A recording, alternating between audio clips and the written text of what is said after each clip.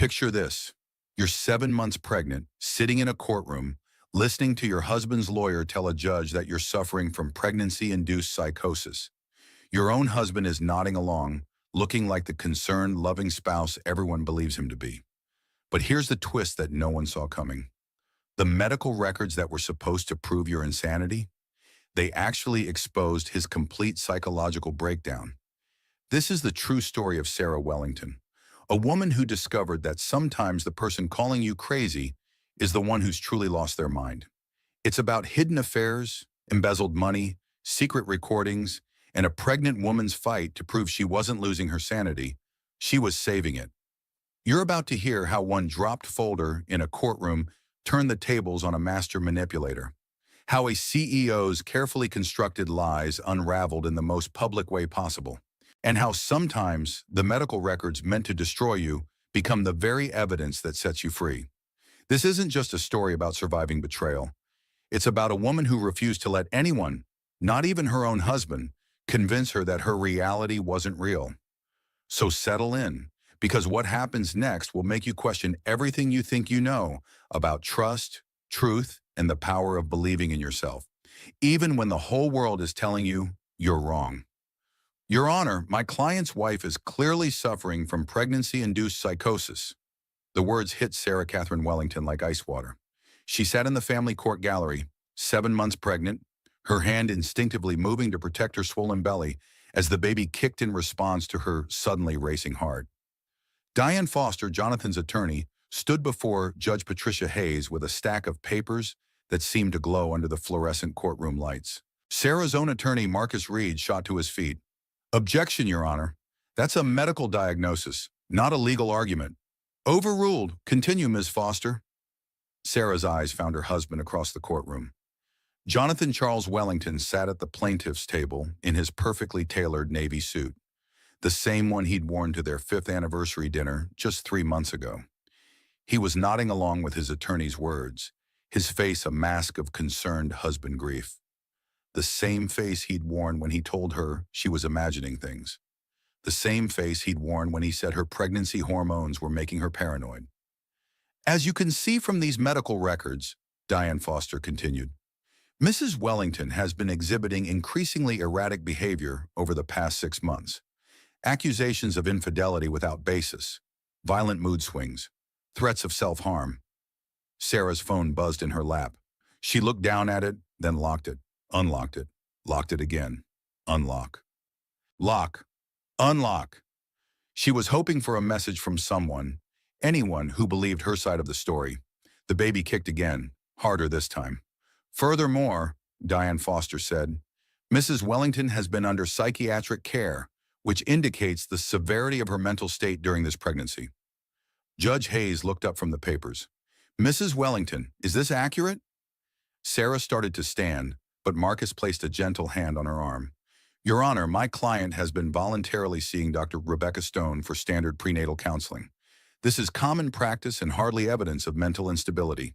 "Nevertheless," Diane Foster interrupted, "the pattern of behavior documented here shows a clear decline in Mrs. Wellington's ability to distinguish reality from paranoid fantasy.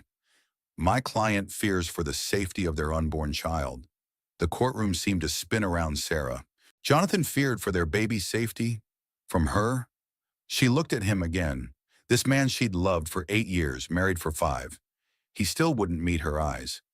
"He's really doing this," she thought, "in front of all these people, making me sound crazy while I'm carrying his child." The judge's voice seemed to come from underwater.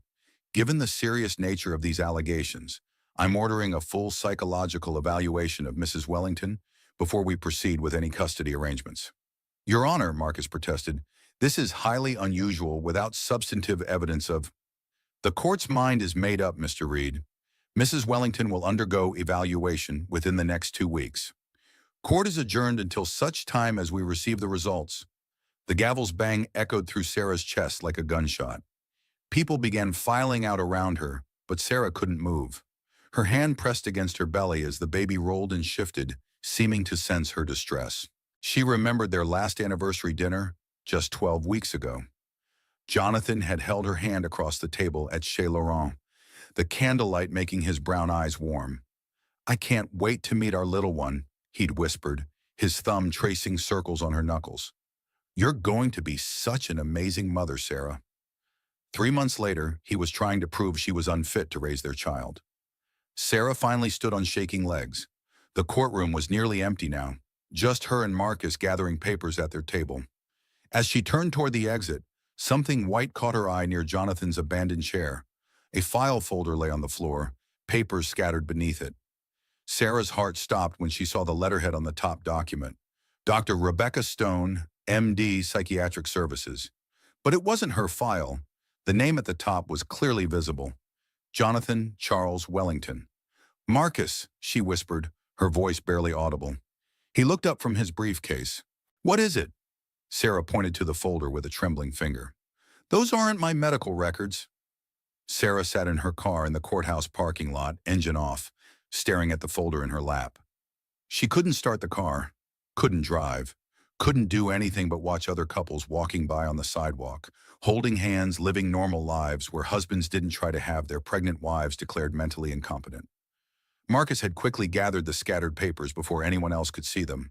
They were definitely Jonathan's medical records, dated over the past 8 months, the same time period when Sarah thought she was losing her mind. Her phone buzzed again. Another text from her sister Amy. How did it go? Call me. Sarah stared at the message, then set the phone on the passenger seat. Amy had been trying to warn her for months, years actually, but Sarah had always defended Jonathan, always made excuses. The memories came flooding back now, each one hitting with perfect clarity. 6 months ago, when Sarah found the credit card statement showing charges at a hotel downtown, she'd asked Jonathan about it, and he'd looked at her with such patient concern. Honey, you're 8 months pregnant. Your memory isn't what it used to be. That was the Henderson client dinner. I told you about it, remember? But Sarah was only 6 months pregnant then, and she was certain he'd never mentioned any Henderson client. When she pressed him, he'd sighed deeply and pulled her into his arms. The pregnancy hormones are really affecting you, aren't they? Maybe we should talk to Dr. Stone about this at your next appointment. Sarah had apologized. She'd actually apologized for being suspicious. 5 months ago, the lipstick on his shirt collar, a shade she'd never worn, deep burgundy that looked almost black under certain lights. Sarah, that's chocolate sauce from the dessert at the Morrison meeting. You're seeing things that aren't there. But Sarah had worked in marketing for 12 years. She knew lipstick when she saw it. She'd even taken a photo with her phone, but somehow the image had been deleted the next day. When she mentioned it to Jonathan, he'd suggested she was having memory issues related to the pregnancy stress. 4 months ago, the night he came home at 2 in the morning, smelling like perfume that definitely wasn't hers. I stopped by the office to pick up some files and Jessica had been working late. She always wears too much perfume. You know how these young assistants are. But Jessica Carter was professional, polished. Sarah had met her at company events. She'd never worn heavy perfume. 3 months ago, their anniversary dinner. Jonathan had been so loving, so attentive, but his phone had buzzed constantly throughout the meal, and each time he'd silenced it with an apologetic smile. Sorry, honey, big client emergency. You know how it is. Sarah had nodded and smiled and felt grateful that he'd chosen to focus on her instead of his phone. She'd felt grateful for the bare minimum of attention on their anniversary. 2 months ago, the night Sarah woke up and found Jonathan's side of the bed cold. She'd found him in his home office at 3 in the morning, supposedly working on a presentation. But when she'd glimpsed his computer screen before he quickly minimized the window, it hadn't looked like spreadsheets. You're being paranoid, Sarah. The pregnancy stress is really getting to you. And every single time Sarah had apologized. She'd apologized for being suspicious. She'd apologized for questioning him. She'd apologized for trusting her own instincts. I kept apologizing for being suspicious, she thought, watching a young couple walk past her car window, the man's hand protective on the small of the woman's back. I was apologizing for being right. Amy had tried to tell her. At Sarah's baby shower 6 weeks ago, her younger sister had pulled her aside in the kitchen. Sarah, I need to say something, and I need you to really hear me. Amy, please, not today. He's not who you think he is. I've seen the way he talks to you, the way he dismisses everything you say. He doesn't dismiss me. He's just under a lot of pressure at work. Amy's dark eyes had filled with frustration. Listen to yourself. You're making excuses for him treating you badly. You don't understand business pressure, Amy. You've never been married. The words had come out harsher than Sarah intended, and Amy had stepped back like she'd been slapped. You're right, I don't understand. But I understand what I see, and what I see is my sister disappearing piece by piece. Sarah had walked away from that conversation. She'd chosen Jonathan over her sister's concerns, just like she'd chosen him over her own instincts dozens of times. Now, sitting in the courthouse parking lot with Jonathan's medical records in her lap, Sarah finally understood what Amy had been trying to tell her. I'm not crazy, she whispered to the empty car. I know what I saw, what I felt. The baby kicked as if in agreement. Her phone rang, startling her from the memory spiral. Marcus Reed's name appeared on the screen. Sarah, we need to talk immediately. Dr. Stone wants to meet with us. She says it's urgent. Sarah's hand tightened on the steering wheel. What does she want to discuss? She didn't say over the phone, but Sarah. Marcus paused and his voice dropped to barely above a whisper. She sounded scared. Dr. Rebecca Stone's office smelled like lavender and leather, usually a comforting combination that helped Sarah relax during her weekly sessions. Today, the familiar sense felt ominous as Sarah sat across from the psychiatrist who'd been helping her navigate the emotional challenges of pregnancy and marriage. Dr. Stone was 45, with silver-streaked auburn hair pulled back in a neat bun and kind blue eyes behind wire-rimmed glasses. She'd been Sarah's anchor through the past 6 months of confusion and self-doubt. Now, those kind eyes looked troubled as she reviewed a thick file on her desk. Marcus sat beside Sarah, both of them waiting for Dr. Stone to speak. The silence stretched until the psychiatrist finally looked up. Sarah, I need to show you something, and it's going to be difficult to hear. Dr. Stone opened her laptop and turned the screen toward them. A voice recording application was open, with multiple files dated over the past 8 months. I've been documenting our sessions, as you know, but what you don't know is that your husband has been contacting me directly, attempting to influence my professional opinion of your mental state. Sarah's breath caught. What do you mean? Dr. Stone clicked on the first recording. Jonathan's voice filled the office, clear and unmistakable. Dr. Stone, I'm very concerned about my wife's mental stability during this pregnancy. She's been making wild accusations, showing signs of paranoid thinking. I think she might be a danger to herself and our unborn child. The recording was dated 5 months ago, 2 weeks before Sarah had even mentioned Jonathan's strange behavior during their sessions. He called me before you ever brought up any concerns about your marriage, Dr. Stone explained. He was trying to establish a narrative of mental instability. Sarah's hands shook as she pressed them against her belly. The baby responded with a gentle roll as if offering comfort. Marcus leaned forward. Doctor, is this legal? Can a husband influence his wife's psychiatric treatment like this? Absolutely not. It's a serious breach of patient confidentiality boundaries, and it constitutes psychological manipulation on a clinical level. Dr. Stone's voice hardened with professional outrage. But there's more. She clicked on another file. This recording was more recent, from just 2 weeks ago. Doctor, Sarah's behavior is escalating. Last night she accused me of having an affair with my assistant. She was screaming, completely irrational. I'm genuinely worried she might hurt the baby during one of these episodes. Sarah's mouth fell open. I never screamed at him. I asked him calmly about the late nights, and he told me I was being hormonal. Exactly, Dr. Stone said. Your husband has been creating a false narrative of your behavior while simultaneously gaslighting you into questioning your own perceptions. She pulled out a thick folder of handwritten notes.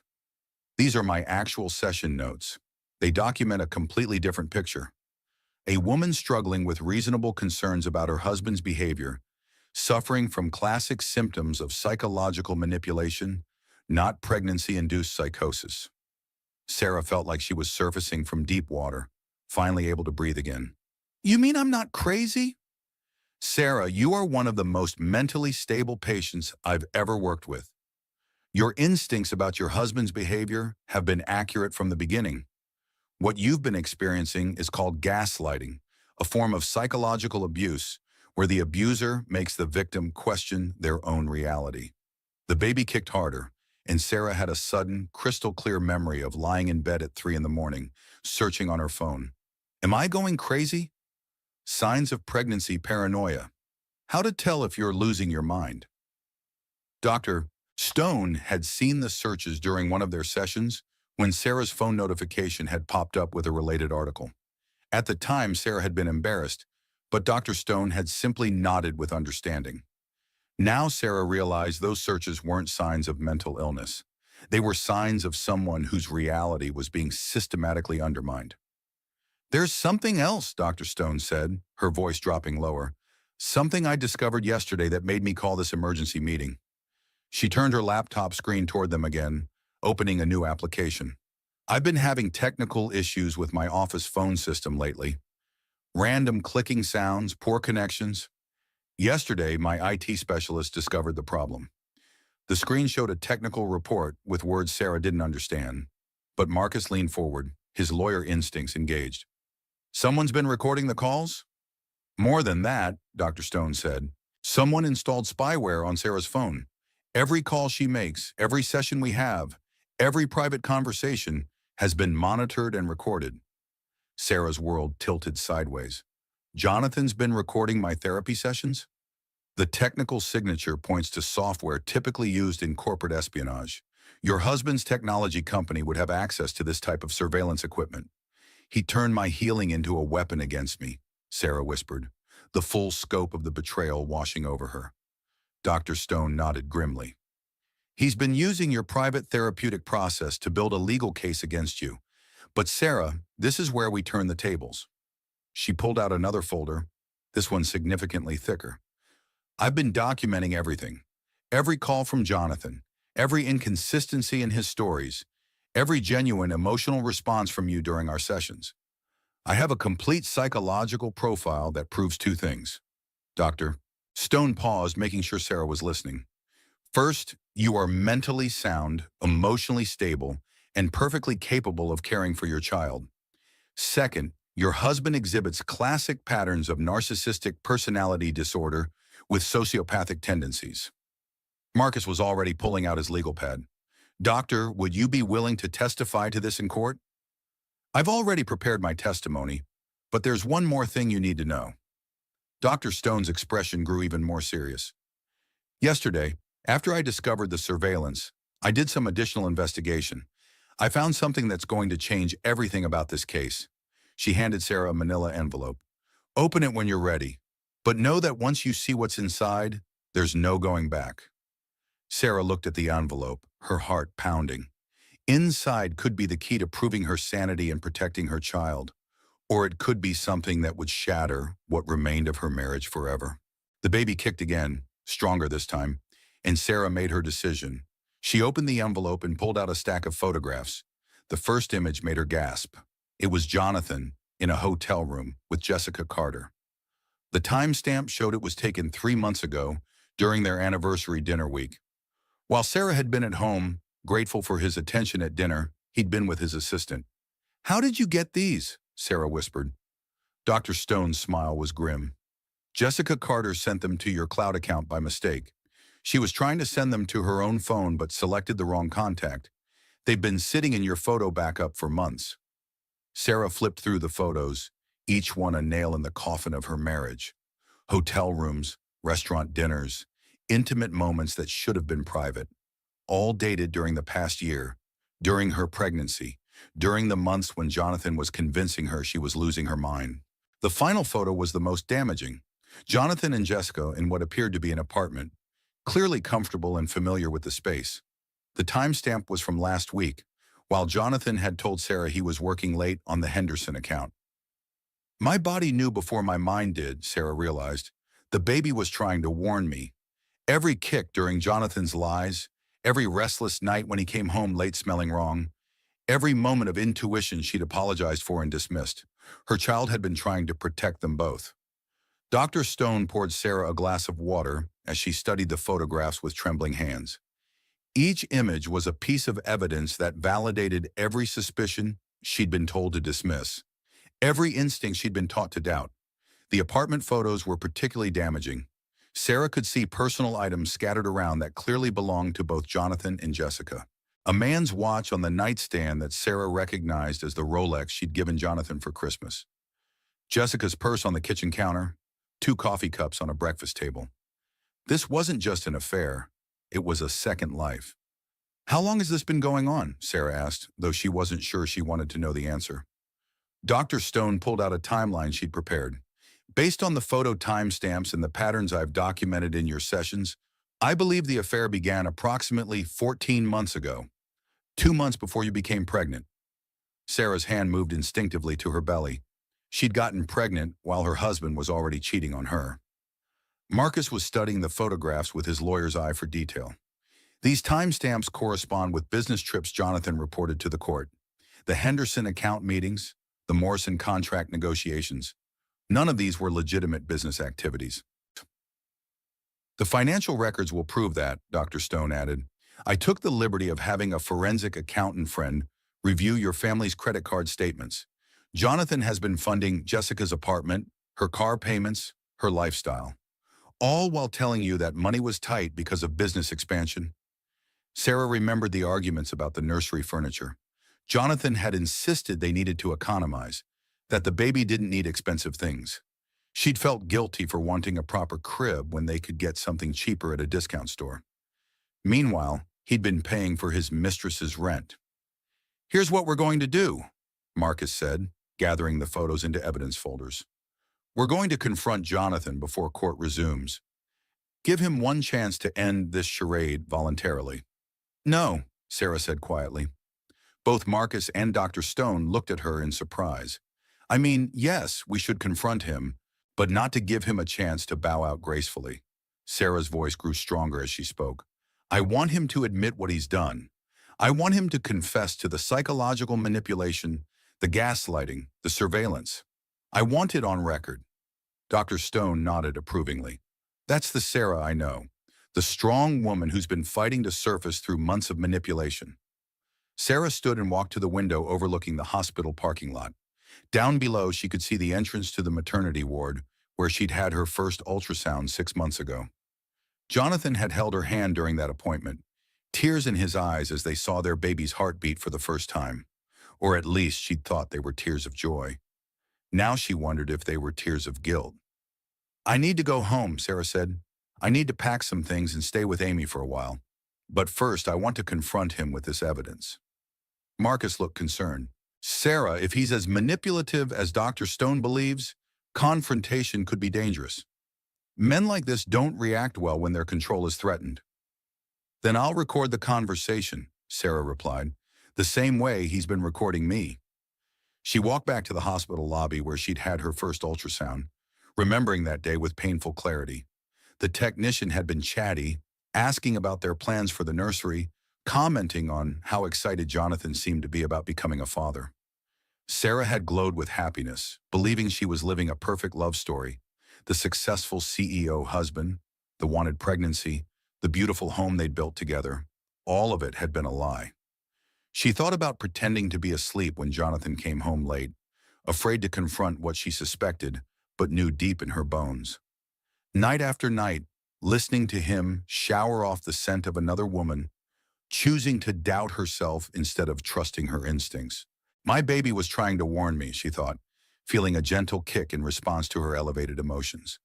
Every time he lied, every time he manipulated me, my child knew. The ride home felt surreal. Sarah drove through neighborhoods she'd lived in for years, past coffee shops where she and Jonathan used to have weekend breakfast dates, past the park where they'd talked about teaching their child to ride a bike someday. Everything looked the same, but Sarah felt like she was seeing it all for the first time with clear eyes. When she pulled into their driveway, Jonathan's car was already there. He was home early, which was unusual for a weekday afternoon.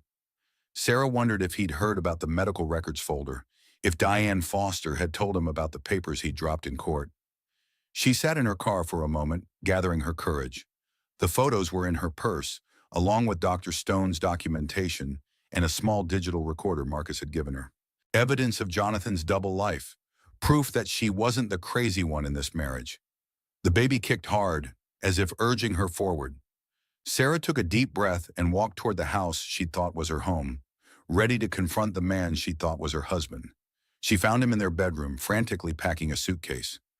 Jonathan looked up when Sarah entered their bedroom, his hands freezing on the shirt he was folding. For just a moment, his carefully maintained mask slipped, and Sarah saw something she'd never seen before in his brown eyes. Genuine fear. He recovered quickly, but not quickly enough. "Sarah, honey, you're home early." His voice had that patronizing tone she'd grown to hate, the one that made her feel like a child being placated. "How did the court thing go?" Sarah set her purse down carefully on the dresser, making sure the digital recorder was still running inside. She'd started it in the car, just as Marcus had instructed. "The court thing?" She kept her voice level, controlled. "You mean the hearing where your attorney tried to have me declared mentally incompetent?" Jonathan's jaw tightened, but he continued folding clothes. "Sarah, you know that's not what this is about. We're concerned about your mental health during the pregnancy. It's for your own good." There it was, the gaslighting delivered with perfect calm and apparent concern. 6 months ago, those words would have made Sarah question herself, apologize, retreat into self-doubt. Today, they made her angry. "Whose clothes are those, Jonathan?" He looked down at the suitcase as if seeing it for the first time. "I'm packing for the Henderson client trip next week. You know how important this account is." Sarah reached into her purse and pulled out the first photograph. She placed it gently on the bed between them. Jonathan's face went completely white. The image showed him and Jessica Carter in a hotel room, both clearly undressed, taken 3 months ago. The timestamp was clearly visible in the corner, the same week he'd claimed to be working late on business presentations. "Tell me about the Henderson account, Jonathan." He stared at the photo for a long moment, and Sarah could practically see his mind racing through possible explanations. Lies that might make this go away. "Sarah, this isn't what it looks like." "Really?" Sarah placed the second photo on the bed. Jonathan and Jessica at dinner in an intimate restaurant, holding hands across the table. "What does it look like to you?" "You're overreacting. This is exactly what I mean about your mental state during this pregnancy." Sarah had expected this response. Dr. Stone had warned her that narcissistic manipulators always double down when confronted with evidence. "So I'm overreacting to photographs of my husband with another woman?" "Sarah, you're being irrational. Jessica is my assistant. Sometimes business dinners happen. That hotel meeting was about the Morrison contract, and things got out of hand after we'd been drinking." Sarah placed the third photo on the bed. The apartment scene, with Jonathan's personal items scattered around Jessica's living space. "Tell me about your business relationship with Jessica's apartment." Jonathan's composure cracked completely. "Where did you get these?" "Does it matter? Are you going to tell me I'm imagining these too? That pregnancy hormones are making me see things that aren't there?" He stood up abruptly, and for the first time in their marriage, Sarah felt physically afraid of her husband. His face had transformed into something cold and hostile that she'd never seen before. "You went through my personal files. You violated my privacy." Sarah almost laughed at the irony. "I violated your privacy? Jonathan, you've been recording my therapy sessions. You installed spyware on my phone. You've been monitoring my every conversation for months." His eyes narrowed. "How did you find out?" "The same way I found out about Jessica. The same way I found out about the apartment you're paying for. The same way I found out about every lie you've been telling me for over a year." Sarah pulled out her phone and showed him the screen. The recording app was clearly visible, the timer showing 23 minutes of captured conversation. The panic cleaning before confrontation, she thought, remembering how she'd spent 2 hours that morning organizing their kitchen cabinets because she couldn't control anything else about her life. "I cleaned the entire house because I knew everything was about to fall apart." But now, standing in their bedroom with evidence of his betrayal spread across their bed, Sarah felt something she hadn't experienced in months. Control. Jonathan's mask had completely fallen away now. The concerned husband act was gone, replaced by cold anger. "You have no idea what you're doing, Sarah. You think you're so smart with your little investigation, but you're still the same naive woman who believed every excuse I gave you for the past year." "You're right," Sarah said calmly. "I was naive. I believed my husband when he told me I was imagining things. I believed him when he said I was being paranoid. I believed him when he convinced me to apologize for trusting my own instincts. She placed the final photo on the bed. Jonathan and Jessica in what appeared to be Jessica's bedroom, clearly comfortable and intimate. The timestamp was from last week. I believed you were working late on the Henderson account last Tuesday. Was Jessica helping with the presentation? Jonathan's face twisted with rage. You want to know the truth, Sarah? Fine. Yes, I've been seeing Jessica for over a year. Yes, I pay for her apartment. Yes, she's everything you're not. She's young. She's exciting. She doesn't spend all her time whining about being tired and nauseous. Each word hit Sarah like a physical blow, but she stood her ground. And the surveillance? The recordings of my therapy sessions? I needed evidence of your instability for the custody case. You think I'm going to let you raise my child when you can't even function normally during a simple pregnancy? My child? Sarah's voice remained deadly calm. This is my child too, Jonathan. Not if you're declared mentally incompetent. Not if I can prove you're a danger to yourself and the baby. The threat was explicit now. Jonathan wasn't just trying to divorce her. He was trying to take their child away completely. Sarah felt her baby kick hard, as if responding to the hostile energy in the room. You're threatening to take my baby away from me. I'm protecting my child from an unstable mother. Sarah reached into her purse and pulled out Dr. Stone's psychological evaluation. Actually, Jonathan, you're protecting your image from the truth about who you really are. She handed him the official document. Dr. Rebecca Stone's complete psychological assessment.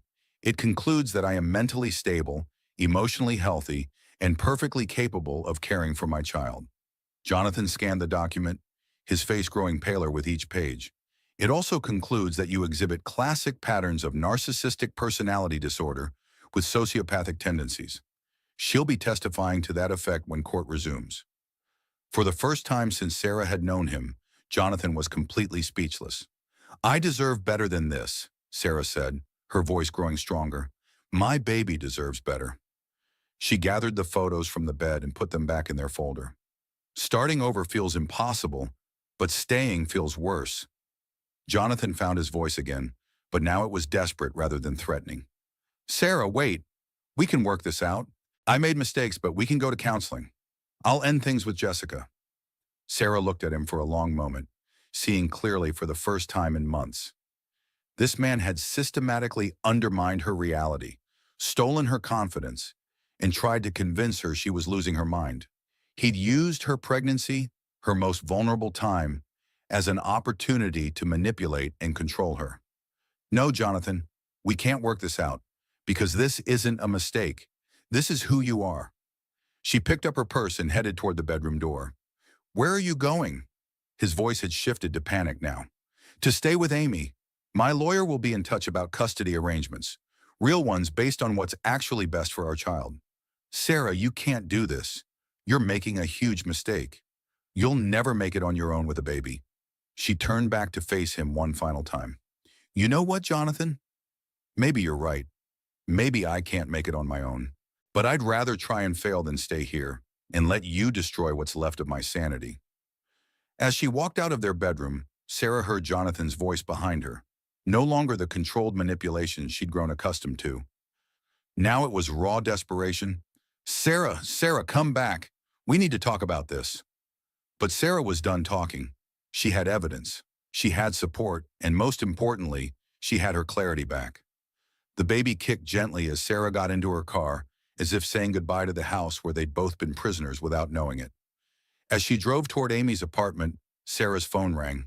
Jonathan's name appeared on the screen. She declined the call and kept driving toward her new life. Amy Rodriguez opened her apartment door before Sarah could knock. Her younger sister's dark eyes took in Sarah's tear-stained face, the overnight bag clutched in her hand, and the way she was protectively cradling her pregnant belly. Oh, honey, Amy said, pulling Sarah into a fierce hug. I'm so sorry. Sarah broke down completely in her sister's arms, months of suppressed emotion pouring out in choking sobs. The baby responded to her distress with worried kicks and rolls, as if trying to comfort her from the inside. I was so stupid, Amy. All those times you tried to warn me, and I defended him. I actually defended him. Amy guided Sarah to the couch, keeping one protective arm around her shoulders. You weren't stupid. You were being manipulated by someone who's very good at manipulation. But the signs were all there. The late nights, the phone calls, the way he made me feel crazy for asking questions. Sarah, listen to me. Amy turned to face her sister directly. This is not your fault. You were pregnant, vulnerable, and trusting your husband. Those are normal, healthy responses. Sarah's phone buzzed with another call from Jonathan. She'd been declining his calls for the past 2 hours, but he kept trying. He called Mom, Amy said gently. Sarah's stomach dropped. What did he tell her? That you'd had some kind of breakdown, that you'd stolen confidential documents from his lawyer and were making wild accusations, that he's worried about you and the baby. Sarah felt the familiar sensation of reality tilting, the same feeling she'd experienced for months every time Jonathan questioned her perceptions. Even now, even with proof of his lies, he was still trying to control the narrative. Mom believes him, doesn't she? Amy's silence was answer enough. She wants you to call her, Amy said finally. She's flying in tomorrow. Sarah leaned back against the couch cushions, feeling the weight of exhaustion in her bones. Fighting Jonathan's manipulation was like fighting quicksand. Every move she made seemed to trap her deeper in his version of reality. I don't know how to do this, Amy. I don't know how to prove that I'm not the problem when everyone already thinks I'm unstable. You don't have to prove anything to anyone, Amy said firmly. You have Dr. Stone's evaluation. You have the photographs. You have evidence. Sarah's phone buzzed again. This time it was a text message from her mother.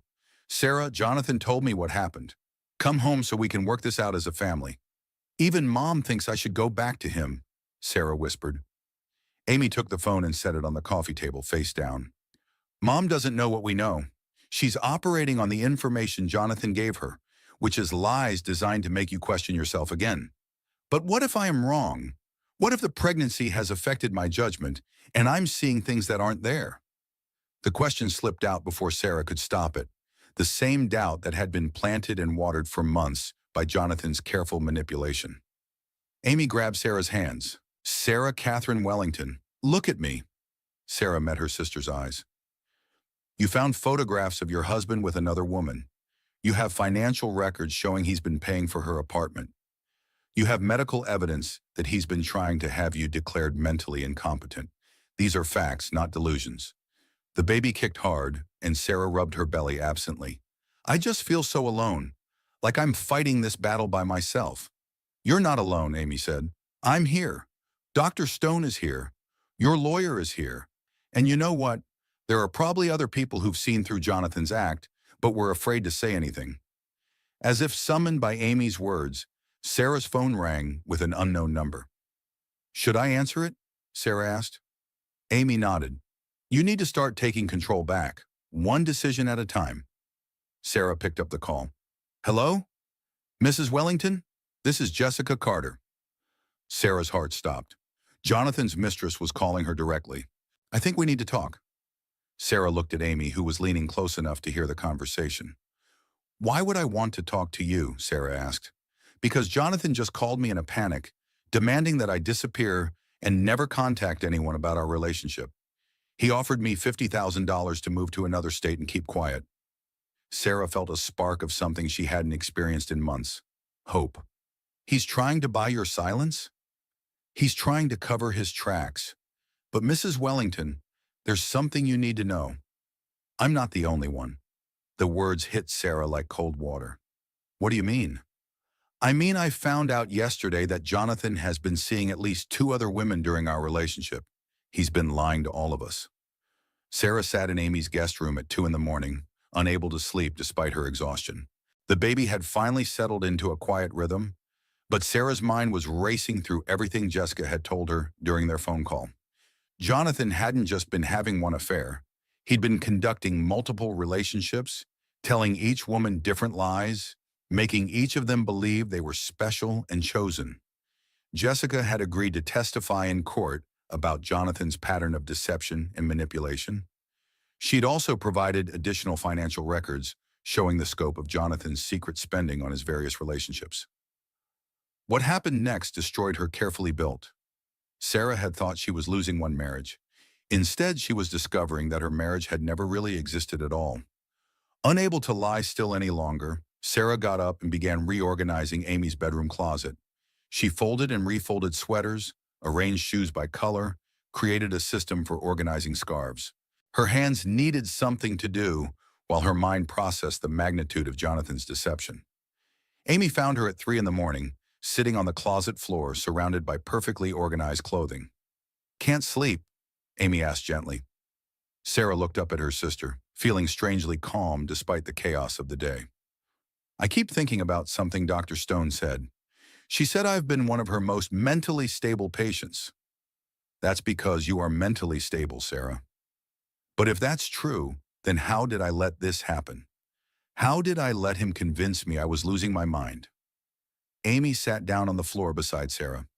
"Because people who gaslight others are experts at finding your vulnerable spots and exploiting them. And pregnancy made you more vulnerable than usual." Sarah arranged the last stack of sweaters and leaned back against the closet wall.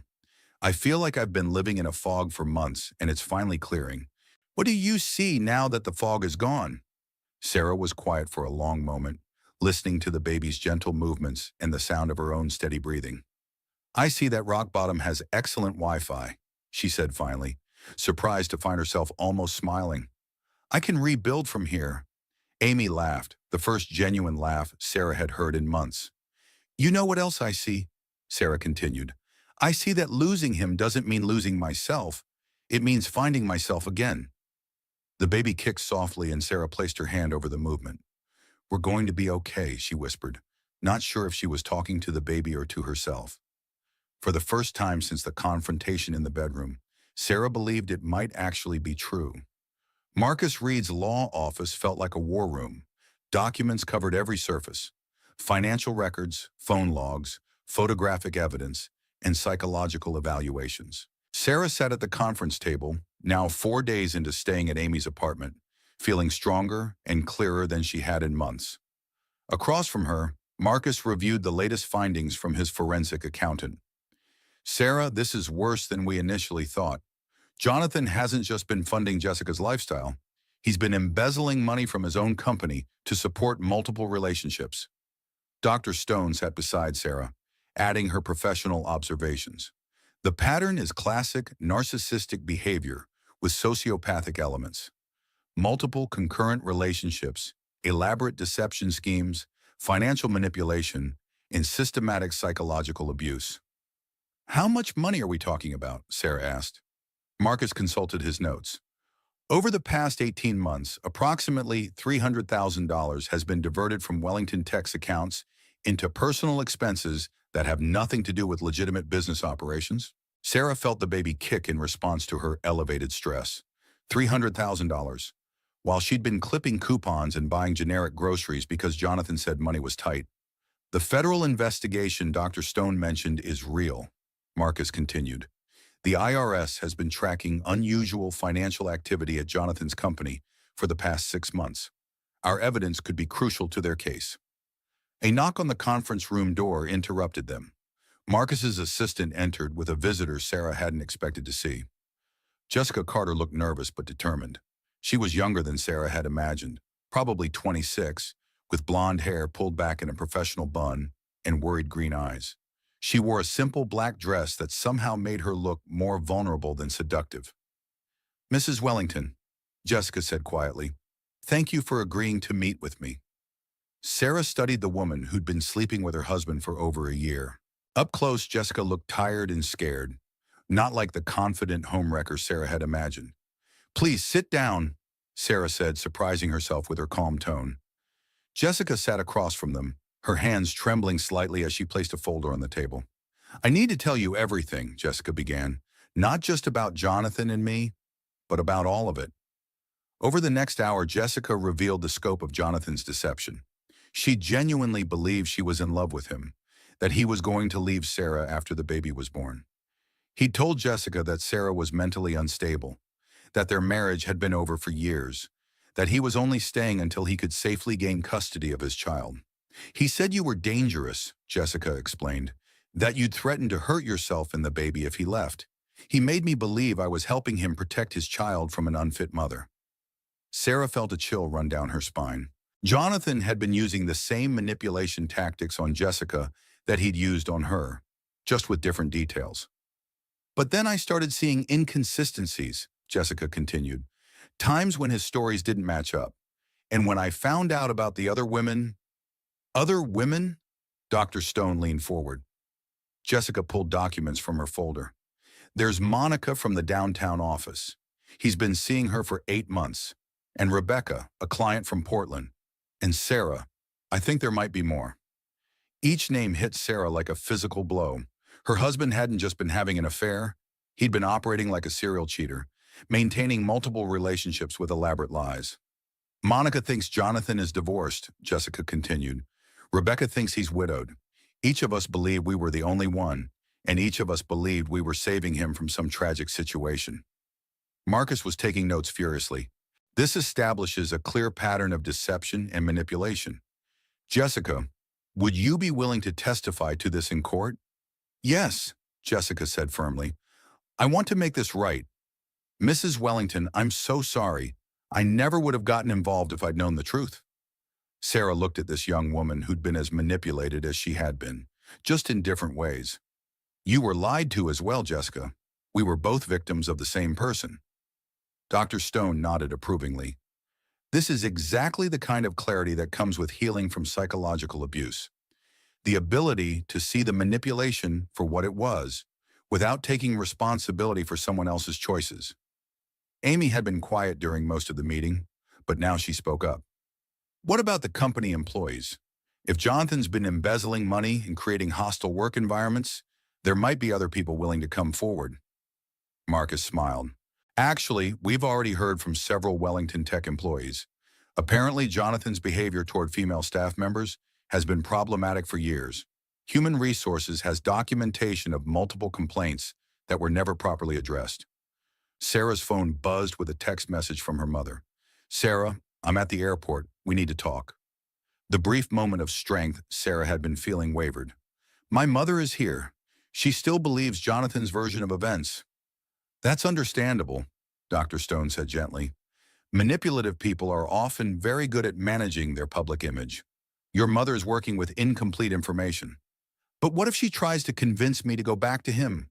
What if she thinks I'm making a mistake? Amy reached across the table and squeezed Sarah's hand. Then we show her the evidence. All of it. Your mom loves you, Sarah. When she sees the truth, she'll understand. Marcus gathered the documents into organized piles. Sarah, we have enough evidence to not only win the custody case, but to potentially see Jonathan face criminal charges for embezzlement and fraud. You're not fighting this battle alone anymore. As if summoned by his words, Sarah's phone rang with another call from Jonathan. She'd been declining his calls for days, but the harassment was constant. This time she answered. What do you want, Jonathan? His voice sounded different, desperate rather than controlled. Sarah, we need to talk. There's been a misunderstanding about some financial records. People are making this situation much more complicated than it needs to be. Sarah looked around the table at Dr. Stone, Marcus, Jessica, and Amy, her support team, her allies in the fight for truth. The only misunderstanding, Jonathan, is that I ever believed your lies. Sarah, listen to me. You're making a huge mistake. These people are filling your head with ideas that aren't based in reality. There it was again, the gaslighting, the attempt to make her doubt her own perceptions and the evidence of her own eyes. Jonathan, Sarah said calmly, the federal investigation into your company's financial records is real. The evidence of your multiple affairs is real. Dr. Stone's psychological evaluation is real. Your attempt to have me declared mentally incompetent while you were systematically lying to me is real. Silence on the other end of the line. These are facts, not ideas. And I'm done letting you convince me that facts aren't real. She hung up and looked around the table. I wasn't losing my mind, she said, her voice growing stronger. I was saving it. Dr. Stone smiled. That's exactly right, Sarah.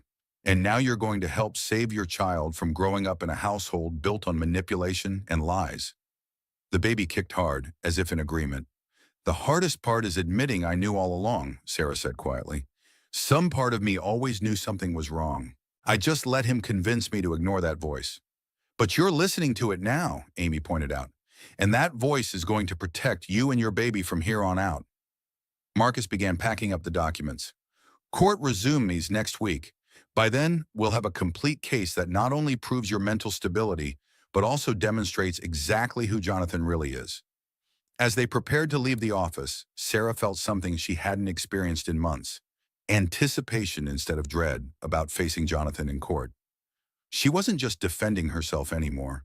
She was fighting for the truth. Sarah's mother, Linda Martinez, sat in Amy's living room with the rigid posture of someone determined to fix what she saw as her daughter's mistake. At 63, she still carried herself like the high school principal she'd been before retirement, and her steel gray hair was pulled back in the same severe bun she'd worn for decades. Sarah, I've known Jonathan for 8 years. He's a good man who loves you and is concerned about your well-being during this pregnancy. Sarah sat across from her mother, Amy beside her for moral support, while Dr. Stone's evaluation and the photographic evidence lay on the coffee table between them. Mom, I need you to look at these documents before we continue this conversation. Linda waved dismissively at the papers. I don't need to see anything, Sarah. I can see with my own eyes that you're not thinking clearly. You're 7 months pregnant, you're emotional, and you're making decisions that could destroy your family. Look at the photographs, Mom. I'm not going to invade your husband's privacy by looking at whatever accusations you've fabricated. Amy leaned forward. Mrs. Martinez, these aren't fabrications. These are photographs of Jonathan with multiple other women, taken over the past year. Linda's expression hardened. Amy, you've never liked Jonathan, so I'm not surprised you're encouraging Sarah's paranoid delusions. The familiar doubt crept into Sarah's mind. Her own mother was using the same language Jonathan had used for months. Paranoid delusions, not thinking clearly, emotional pregnancy decisions. Mom, Sarah said quietly, what would it take for you to believe me? Linda's face softened slightly. Sweetheart, I believe you think these things are real, but pregnancy can affect judgment, and Jonathan told me you've been under a lot of stress. Sarah felt the baby kick hard, as if responding to her frustration. Then she remembered Dr. Stone's words about clarity and strength. She picked up the first photograph and placed it directly in her mother's hands. This is Jonathan with his assistant Jessica Carter in a hotel room 3 months ago, while I was home with morning sickness, believing he was working late. Linda looked down at the image, her face going pale. Sarah placed the second photograph in her mother's lap. This is Jonathan having dinner with Jessica at Romano's restaurant, the same restaurant where he took me for our anniversary last year. Her mother's hands were trembling now as she stared at the evidence. This is Jonathan in Jessica's apartment, clearly comfortable and familiar with the space. His watch is on her nightstand, Mom.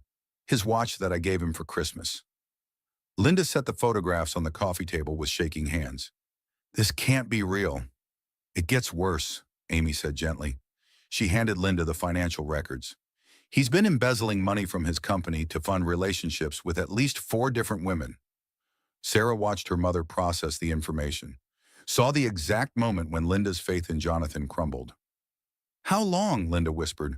Over a year. While I was getting pregnant, while I was dealing with morning sickness, while I was planning our nursery and believing we were building a family together. Linda looked up at Sarah with tears in her eyes. Why didn't you tell me? Because every time I suspected something was wrong, he convinced me I was being paranoid. He told me pregnancy hormones were affecting my judgment. He made me doubt my own perceptions until I didn't trust myself enough to confide in anyone. Dr. Stone leaned forward from her chair by the window. Mrs. Martinez, what your daughter experienced is called gaslighting. It's a form of psychological abuse where the abuser systematically undermines the victim's sense of reality. Linda wiped her eyes with a tissue. But Jonathan seemed so concerned about Sarah when he called me. He said she was having a breakdown. That's part of the manipulation, Dr. Stone explained.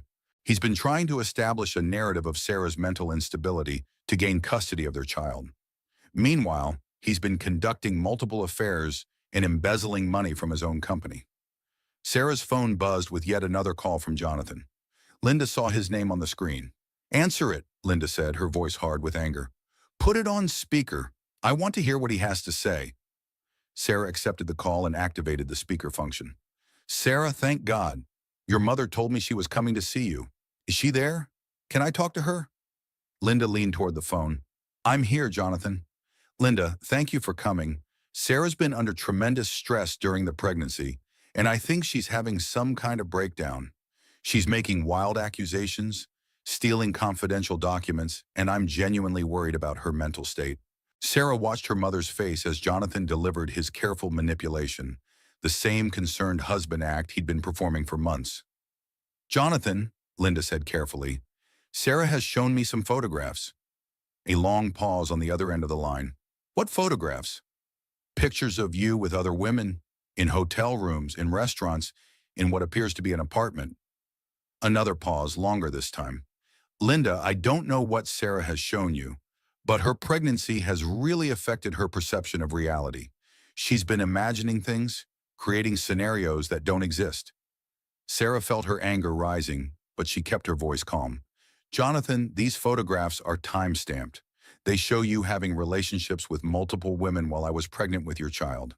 Sarah, you're not well. This is exactly the kind of paranoid thinking that concerns me. Linda stood up abruptly. Jonathan, I'm looking at photographs of you in bed with another woman. Are you telling me these images are fake? Linda, Sarah's mental state has deteriorated significantly during this pregnancy.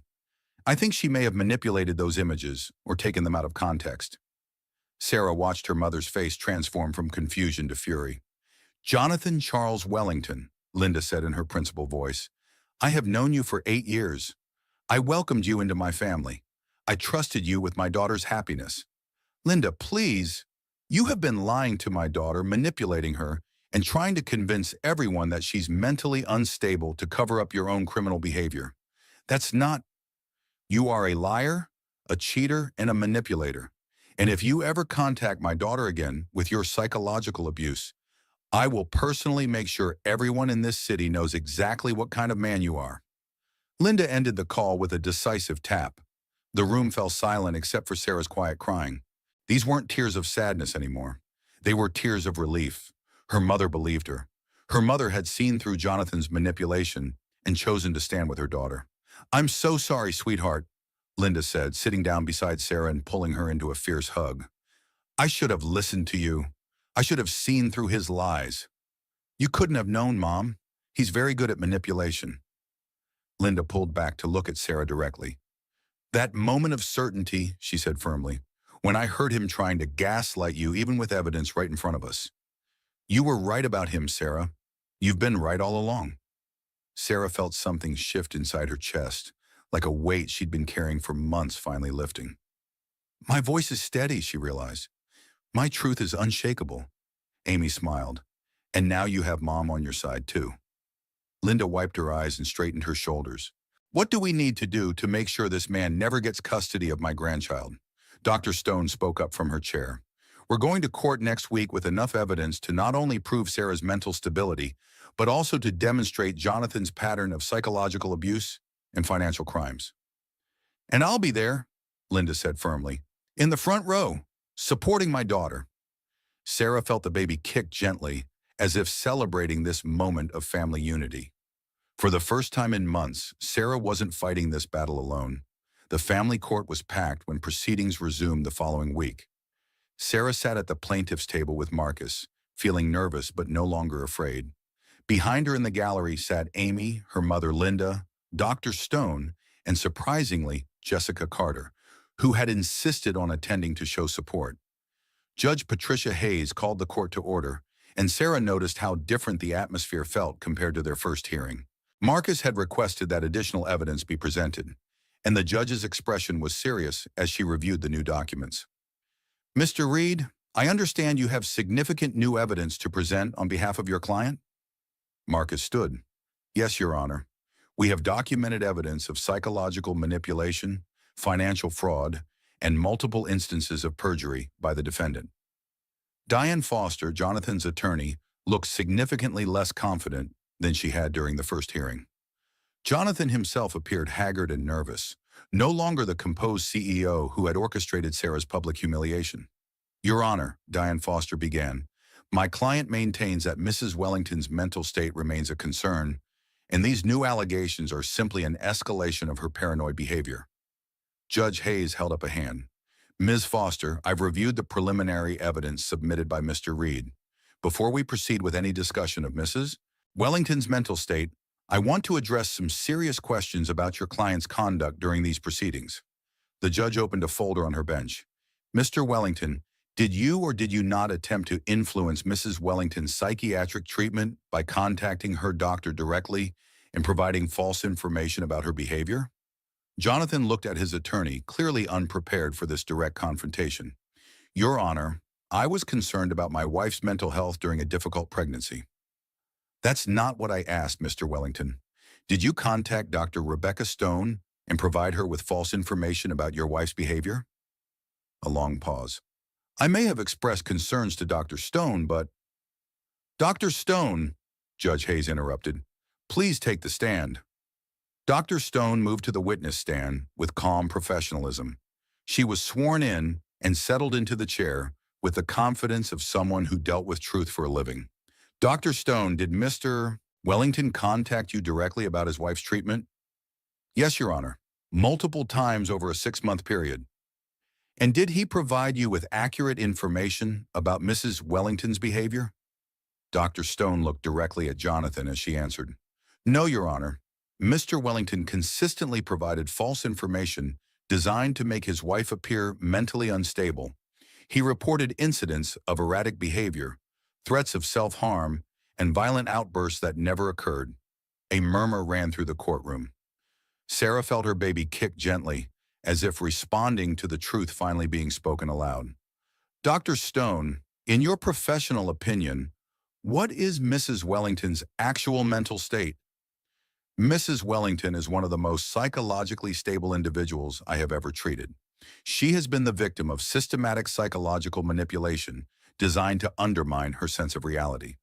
Her responses to this abuse have been entirely appropriate and healthy. Judge Hayes made notes on her legal pad. And what is your professional assessment of Mr. Wellington's behavior? Mr. Wellington exhibits classic patterns of narcissistic personality disorder with sociopathic tendencies. His systematic manipulation of his wife, his attempts to interfere with her medical treatment, and his elaborate deception schemes indicate someone who is potentially dangerous to others' psychological well-being. Sarah watched Jonathan's face as Dr. Stone delivered her assessment. His carefully maintained mask of concerned husband was cracking, replaced by barely controlled rage. Your Honor, Diane Foster interjected, Dr. Stone's assessment is based on biased information provided by Mrs. Wellington during therapy sessions. Judge Hayes fixed the attorney with a stern look. Ms. Foster, Dr. Stone's assessment is based on documented evidence, recorded conversations, and professional observation over a 6-month period. Are you questioning Dr. Stone's professional competence? Marcus stood. Your Honor, we have additional evidence we'd like to present. Proceed, Mr. Reed. Marcus approached the bench with a folder of photographs. These images document Mr. Wellington's ongoing extramarital relationships during his wife's pregnancy. As the photographs were admitted into evidence, Sarah watched Jonathan's composure completely fall apart. Gone was the controlled CEO, replaced by someone desperate and cornered. Your Honor, Marcus continued, we also have financial records showing that Mr. Wellington embezzled approximately $300,000 from his own company to fund these relationships. Judge Hayes studied the financial documents. Mr. Wellington, how do you respond to these allegations of financial fraud? Jonathan looked at his attorney, but Diane Foster appeared to be scrambling through her notes without finding adequate defense. Your Honor, those financial records are private business matters that have no bearing on this custody case. Mr. Wellington, embezzlement is a federal crime. The fact that you funded extramarital relationships with stolen money while claiming to your wife that finances were tight is absolutely relevant to this custody proceeding. Marcus presented the final piece of evidence. Your Honor, we have testimony from multiple women who were involved with Mr. Wellington, all of whom were told different lies about his marital status and his wife's mental state. Jessica Carter was called to testify. She walked to the witness stand with quiet dignity, no longer the scared young woman from their first meeting. Ms. Carter, what was your relationship with Mr. Wellington? I believed I was in a committed relationship with a man whose wife was mentally unstable and potentially dangerous. Mr. Wellington told me he was staying in the marriage only to protect his unborn child from an unfit mother. And what did you discover about these claims? Jessica looked directly at Jonathan. I discovered that Mr. Wellington was maintaining relationships with at least 4 different women, telling each of us different lies, and that his wife was completely mentally stable and unaware of any of his affairs. Judge Hayes turned her attention back to Jonathan. Mr. Wellington, do you have anything to say in response to this testimony? Jonathan shot to his feet, his face red with anger. This is ridiculous. These women are lying. Sarah has obviously manipulated them into— Mr. Wellington, Judge Hayes interrupted sharply, you will control yourself in my courtroom. Your Honor, my wife is clearly mentally unstable. She's manipulated everyone into believing her paranoid fantasies. She's convinced her doctor, her lawyer, even my former employee to lie for her. The outburst was everything Sarah's legal team had hoped for. Jonathan's true nature was on full display in front of the judge, no longer hidden behind his careful manipulation. Mr. Wellington, you are in contempt of court. Bailiff, please escort Mr. Wellington from the courtroom. As the bailiff approached, Jonathan's desperation reached a peak. You can't do this. She's the one who's mentally unstable. I'm protecting my child from a crazy woman. Sarah watched as her husband was led away in handcuffs, his public breakdown proving every point Dr. Stone had made about his psychological instability. Judge Hayes called for a brief recess, but when court resumed, her decision was swift and decisive. Based on the evidence presented, I find that Mrs. Wellington is mentally stable and fully capable of caring for her child. I further find that Mr. Wellington has engaged in psychological manipulation, financial fraud, and perjury during these proceedings. Sarah felt tears of relief streaming down her face as the baby kicked gently in celebration. Mrs. Wellington will receive full custody of the minor child, with supervised visitation only for Mr. Wellington, pending the resolution of federal fraud charges. As the gavel fell, Sarah looked around the courtroom. Amy was crying happy tears. Her mother was beaming with pride.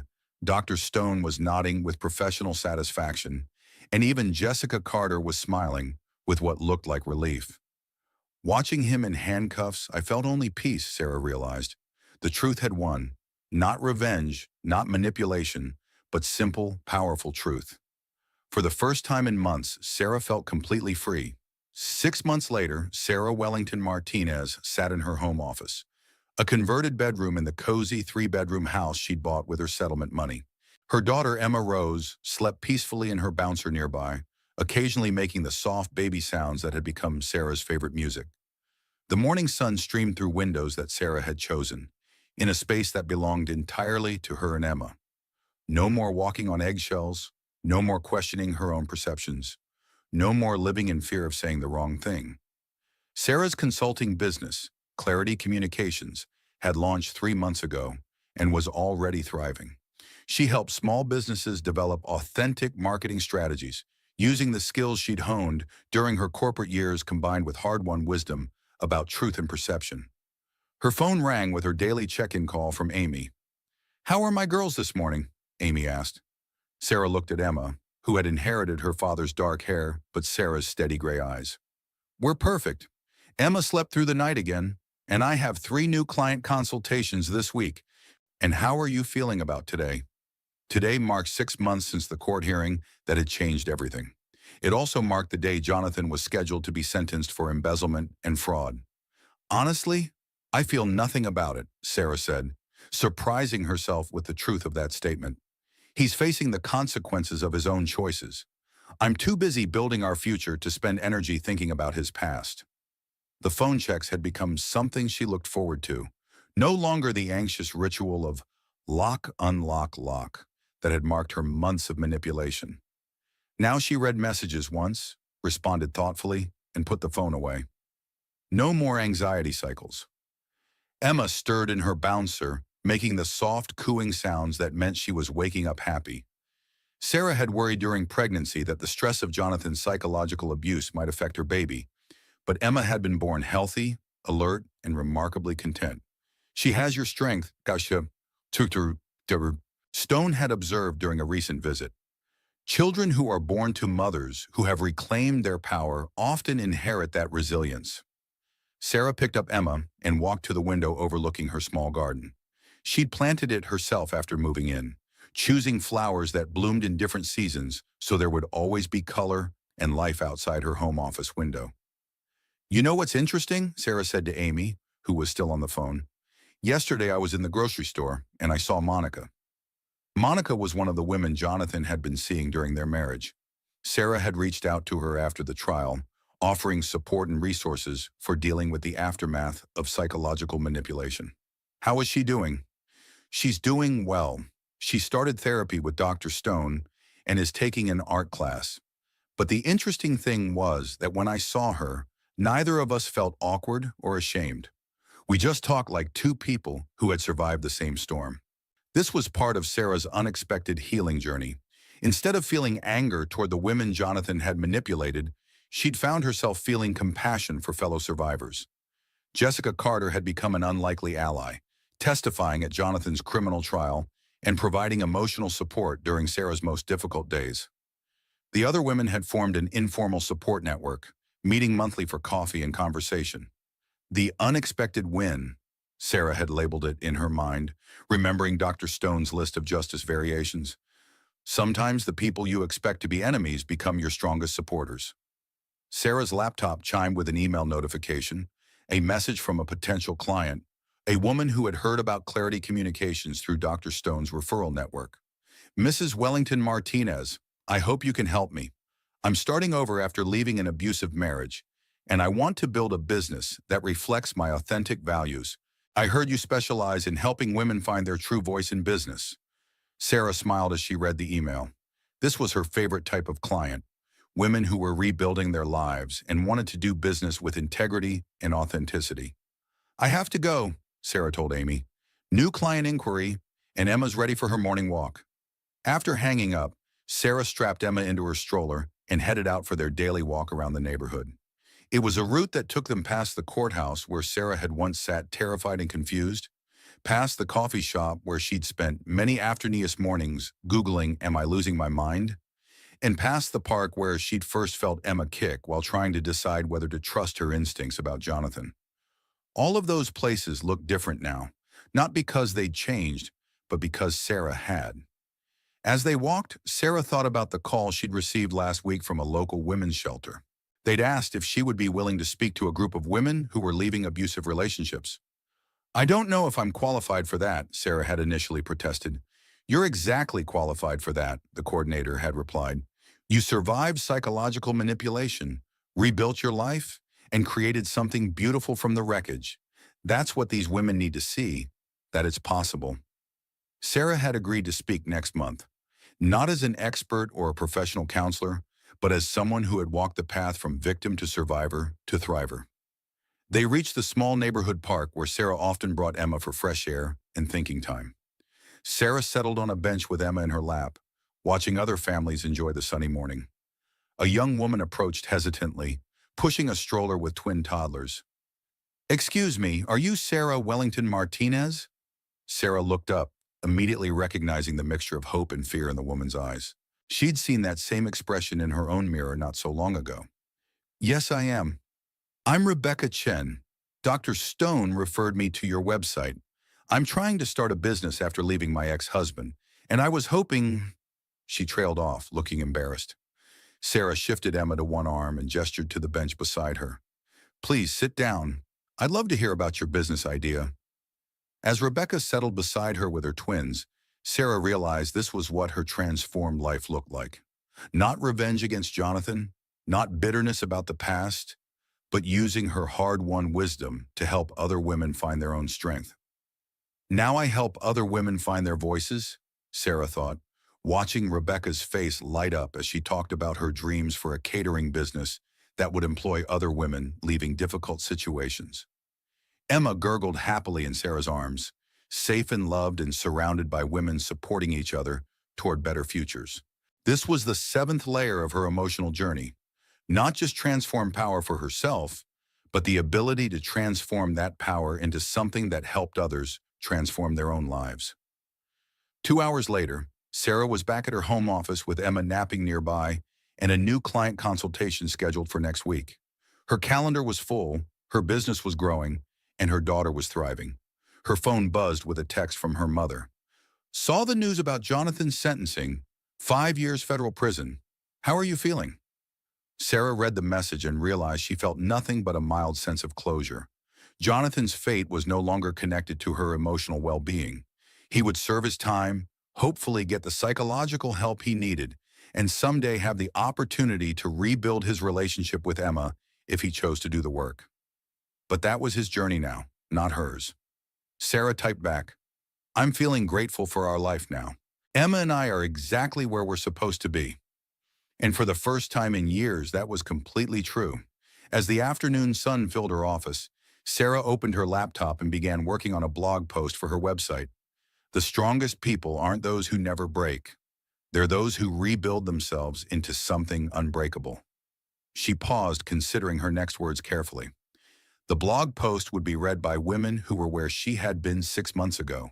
Confused, gaslit, and desperate for someone to tell them they weren't crazy. I used to think strength meant never questioning your reality, Sarah continued typing. I thought a strong woman would just know when something was wrong and would handle it perfectly. But real strength is messier than that. Real strength is admitting when you've been manipulated. Real strength is choosing truth even when it's inconvenient for everyone around you. Emma made a soft sound in her sleep, and Sarah glanced over at her daughter. In 6 months, Emma would never know a world where her mother apologized for her own instincts or doubted her own perceptions. Sarah's phone rang with an unknown number. For a split second, her old anxiety flared. Unknown numbers had once meant potential bad news or Jonathan's manipulation. Now she simply answered professionally. Clarity Communications. This is Sarah. Mrs. Wellington Martinez. This is Detective Maria Santos with the FBI's Financial Crimes Unit. We wanted to inform you that Mr. Wellington's sentencing included full restitution to the victims of his embezzlement scheme. You should receive a check within 30 days. Sarah had almost forgotten about the money. Jonathan's theft had been so much about power and control that the financial aspect felt secondary to the psychological damage. Thank you for calling, Detective. Will this conclude the federal case? Yes, ma'am. Mr. Wellington pled guilty to all charges and will serve his full sentence. There's one more thing, though. Several of the other victims have expressed interest in connecting with you, if you're open to that. Sarah considered the request. There had been other women beyond Jessica, Monica, and Rebecca. Women from Jonathan's business dealings who had also been manipulated and financially exploited. I'd be willing to facilitate a support group meeting if that would help them process what happened. I think that would be very beneficial, Mrs. Wellington Martinez. I'll have our victim advocate coordinator contact you. After hanging up, Sarah realized she'd just committed to helping even more survivors without hesitation. 6 months ago, she couldn't have imagined being strong enough to support others. Now it felt like a natural extension of her healing. A knock at her front door interrupted her thoughts. Through the window, she could see Amy standing on the porch with coffee and what appeared to be a small gift bag. Aunt Amy is here for her Emma fix, Sarah called softly, not wanting to wake the baby. Amy entered with her usual energy, but she paused when she saw Sarah's expression. You heard about the sentencing? Detective Santos called. 5 years federal prison, full restitution to victims. Sarah accepted the coffee gratefully. And I realized something interesting. I feel nothing about it. Not satisfaction, not relief, not anger, just nothing. Amy sat down in the comfortable chair Sarah had positioned near Emma's bouncer. That's probably the healthiest possible response. Is it weird that I'm not celebrating? That I don't feel vindicated or triumphant? Amy considered the question seriously. I think it means you've actually healed. You're not defined by what he did to you anymore. His consequences are about him, not about you. Sarah nodded, recognizing the truth in that statement. For months, her entire identity had revolved around proving she wasn't crazy, defending her reality, fighting for her truth. Now her identity was simply Sarah, mother, business owner, survivor who was helping other survivors. Emma woke up with perfect timing, as if sensing her favorite aunt's presence. Amy immediately reached for her niece, And Sarah watched as Emma's face lit up with recognition and joy. She's so different from how I imagined she'd be during all those awful months, Sarah mused. I was so worried the stress would affect her development, that she'd be anxious or difficult. Kids are resilient, Amy said, lifting Emma up to make silly faces that earned delighted giggles. And she had a mother who was fighting to protect her even when you didn't know how strong you were. Sarah's laptop chimed with several new email notifications. 2 potential client inquiries, 1 speaking engagement request from a women's business organization, and a message from Dr. Stone. Sarah, I wanted to let you know that I've had 5 new referrals this week from women who heard about your story through various channels. Your willingness to speak openly about psychological abuse is helping more people than you realize. I'm proud of the woman you've become. Rebecca. Reading Dr. Stone's message, Sarah felt a warm sense of purpose that had nothing to do with Jonathan or revenge or proving anything to anyone. She was simply living her life authentically and helping others do the same. Amy, what do you think about me writing a book? Her sister looked up from playing with Emma.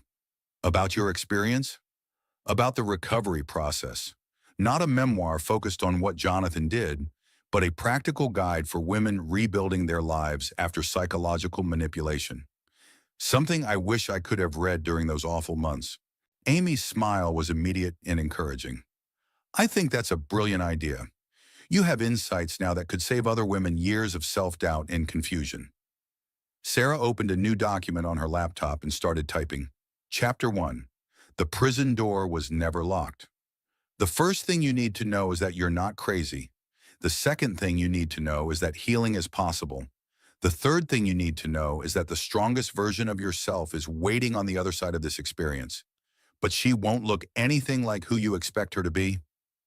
As she wrote, Emma's contented sounds provided a soundtrack of hope and new beginnings. Amy settled into comfortable silence, occasionally offering encouraging nods as Sarah found her rhythm. 2 hours later, Sarah had written 3,000 words, a complete outline for a book that felt necessary and important. Not because she wanted to tell her story, but because she wanted to offer other women the roadmap she'd had to create for herself. The afternoon was fading toward evening when Amy finally prepared to leave. Do you ever miss it? Amy asked as she gathered her things. The old life, I mean. The financial security, the status, the big house. Sarah looked around her small, bright home office, at Emma playing peacefully on her blanket, at the garden visible through her window. I miss who I thought Jonathan was, she said honestly. I miss believing in that love story. But the life itself? No. I was disappearing in that life, piece by piece. This life is actually mine.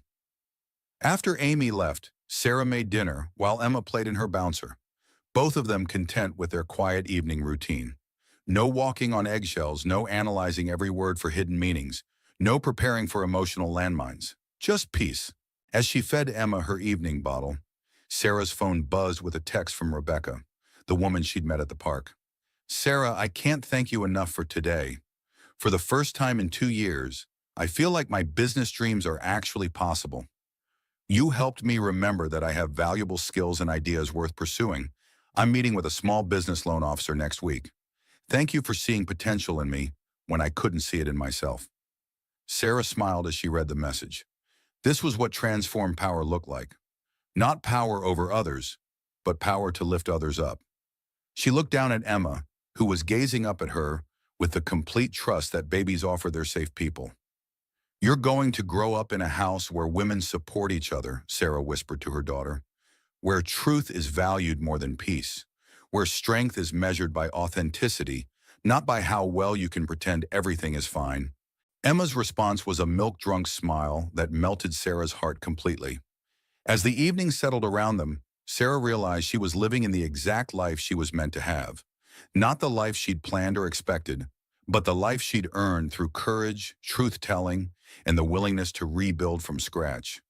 The prison door had been unlocked all along. She'd been her own warden, but now she was free. And freedom, Sarah had learned, wasn't just about escaping what was wrong. It was about building something beautiful and authentic in its place. Tomorrow would bring new clients, new opportunities to help other women find their voices, new adventures with Emma, and new pages to write in the book that could help other survivors. Tonight brought peace, gratitude, and the deep satisfaction of a life being lived with complete authenticity. For Sarah Wellington Martinez and her daughter Emma, that was more than enough. It was everything. If Sarah's story resonated with you, you're not alone. Thousands of women face similar situations every day, questioning their own reality while someone they trust systematically undermines their confidence. Sarah's journey from victim to victor proves that the truth always finds a way to surface, even when it's buried under layers of manipulation and lies. If this story helped you see something more clearly in your own life, or if you know someone who needs to hear Sarah's message of strength and recovery, please share this video. Your share could be the moment someone realizes they're not crazy. They're just being gaslit. Hit that like button if Sarah's courage inspired you to trust your own instincts. Drop a comment below sharing your thoughts. Did you see the signs early on? Or were you as shocked as Sarah when the truth was revealed? And don't forget to subscribe and ring that notification bell, because every week we share real stories of real women who refuse to let their truth be silenced. Stories of survivors who became thrivers, just like Sarah. Remember, you're not crazy. You're not too sensitive. You're not imagining things. Trust your instincts. They're usually right. Until next time, keep fighting for your truth.